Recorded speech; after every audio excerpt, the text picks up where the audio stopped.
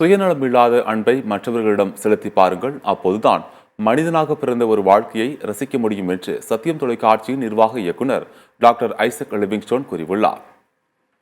வேலூர் கால்நடை மருத்துவமனையில் மருத்துவராக பணியாற்றி வரும் ரவிசங்கர் கடந்த 16 ஆண்டுகளாக பொது சேவையில் ஈடுபட்டு வருகிறார். அவர் நடத்தி வரும் மக்கள் களப்பணி இயக்கம் சமூக சேவைகள் 17ஆம் ஆண்டில் அடியெடுத்து வைத்துள்ளது.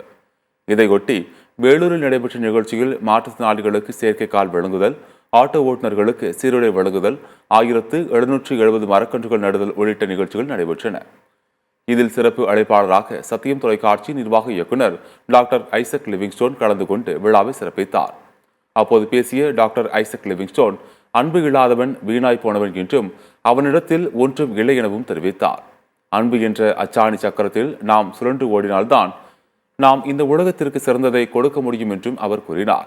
தொடர்ந்து பேசிய டாக்டர் ஐசக் லிவிங்ஸ்டோன், பிறந்த நாட்களுக்காக அரசியல்வாதிகள் போல் மரக்கன்றுகள் நட்டு கவனிக்காமல் விட்டு சாகடிக்காமல் அடுத்த தலைமுறையினருக்காக அக்கறையுடன் மரக்கன்றுகள் நட்டு பராமரிக்க வேண்டும் என கேட்டுக்கொண்டார்.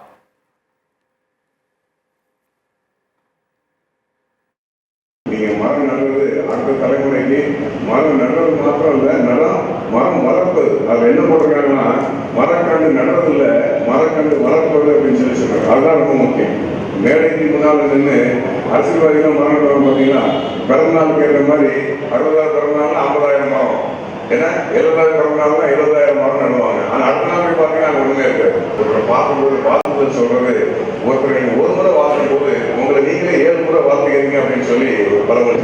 ஒரு முறை ஒருத்தரை வாழ்த்தும் போது உங்களை நீங்களே 7 முறை வாழ்த்துக்கிறீங்க அப்படின்னு சொல்லி. அதனால ஒருத்தரை வாழ்த்துவோம், ஒருத்தருக்கு அன்பு செலுத்துவோம், ஒருத்தருக்கு கொடுப்போம். நம்மளால முடிஞ்சது நமக்கு என்ன இருக்கோ அது கொஞ்சம் எடுத்து கொடுப்போம். அதுல இந்த சமுதாயத்தில் ஒரு பெரிய மாற்றத்தை உண்டாக்க முடியும்.